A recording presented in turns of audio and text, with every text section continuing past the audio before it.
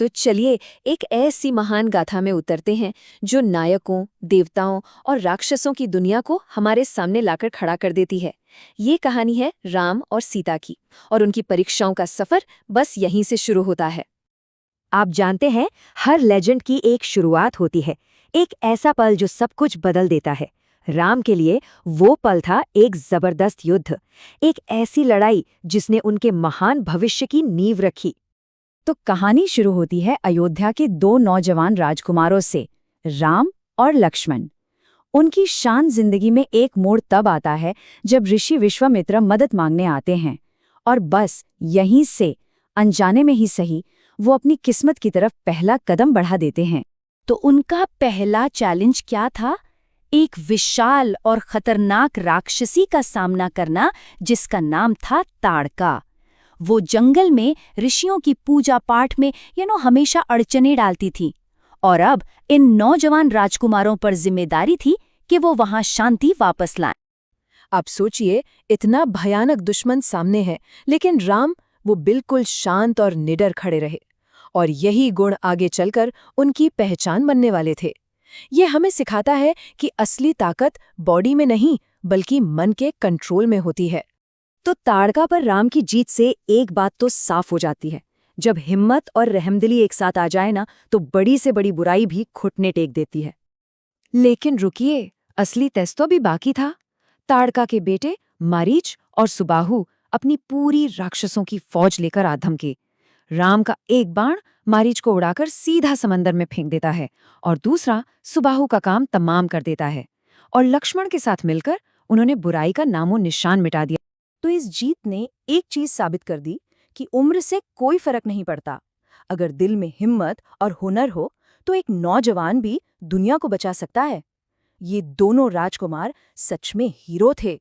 तो एक तरफ जहां ये सब चल रहा था, वहीं दूसरी ओर युद्ध के मैदान से बहुत दूर एक और कहानी जन्म ले रही थी। ये कहानी थी मिथिला की एक चमत्कारी बच्ची की, जो सीधे धरती से पैदा हुई थी। विदेह के राजा जनक को एक दिन खेत में एक नन्ही सी बच्ची मिली। उसकी चमक ऐसी थी जैसे सुबह का सूरज। राजा को तुरंत एहसास हुआ कि ये कोई आम बच्ची नहीं, ये तो धरती माँ का दिया हुआ एक अनमोल तोहफा है। उन्होंने बड़े प्यार से उसका नाम रखा सीता। पता है सीता का मतलब क्या होता है? संस्कृत में इसका मतलब है हल रेखा, खेत में हल चलाने से बनी लाइन। ये नाम हमेशा इस बात की याद दिलाता है कि वो कहाँ मिली थी। उनकी असाधारण शक्ति का पहला इशारा तो बचपन में ही मिल गया था, जब एक बार खेल खेल में उन्होंने भगवान शिव का वो भारी भरकम धनुष उठा लिया। सोचिए, जिसे बड़े बड़े योद्धा हिला तक नहीं सकते थे। तभी सब समझ गए थे, ये कोई आम बच्ची नहीं है। और यही बात है, महानता हमेशा ढोल नगाड़े बजाकर नहीं आती। कभी कभी वो सीता की तरह छोटे छोटे चमत्कारों में चुपचाप अपनी चमक बिखेर देती है। तो अब सीता बड़ी हो गईं और उनकी शादी की उम्र हो गई। राजा जनक ने एक स्वयंवर रखा, मतलब एक ऐसा फंक्शन जहां राजकुमारी अपना दूल्हा खुद चुनती है।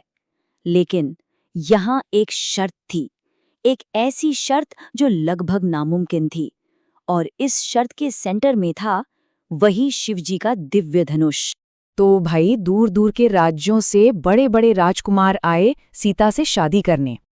एक के बाद एक सबने अपनी पूरी ताकत लगा दी उस धनुष को उठाने में, उसे खींचने में, धकेलने में। लेकिन नतीजा, वो अपनी जगह से 1 इंच भी नहीं हिला।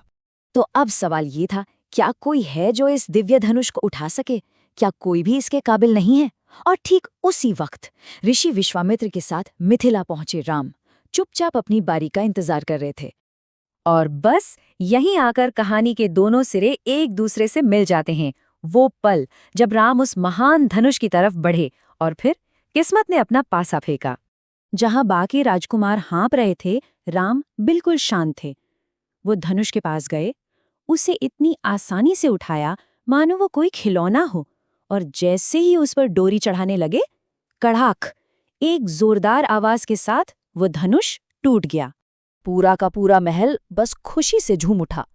राजा जनक की तो जैसे जान में जान आ गई। आखिरकार उनकी बेटी सीता के लिए एक लायक वर मिल ही गया था। लग रहा था जैसे सारी चिंताएं एक पल में खत्म हो गई हों। लेकिन ये जश्न ज्यादा देर नहीं चला। अचानक जमीन कांपने लगी और वहां प्रकट हुए गुस्से से भरे शक्तिशाली ऋषि परशुराम। उनके आते ही माहौल में एकदम सन्नाटा छा गया। परशुराम का गुस्सा 7वें आसमान पर था, क्योंकि वो शिवजी का धनुष था। उन्होंने राम को चैलेंज किया, अगर तुम सच में इतने ही ताकतवर हो तो मेरा ये धनुष उठाकर दिखाओ। राम ने बड़ी शांति से वो धनुष भी उठा लिया और उस पर बाण चढ़ा दिया।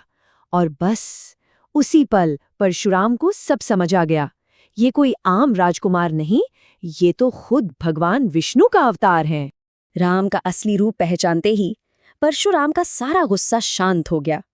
और ये पल हमें सिखाता है कि असली बड़प्पन सिर्फ ताकत दिखाने में नहीं है, बल्कि राम की तरह शालीनता और समझदारी का सही बैलेंस बनाने में है।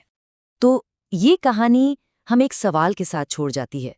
शक्ति, शालीनता और ज्ञान, क्या ये पुरानी बातें, ये पुराने आदर्श आज के हीरो को परिभाषित करने के लिए भी उतने ही जरूरी हैं?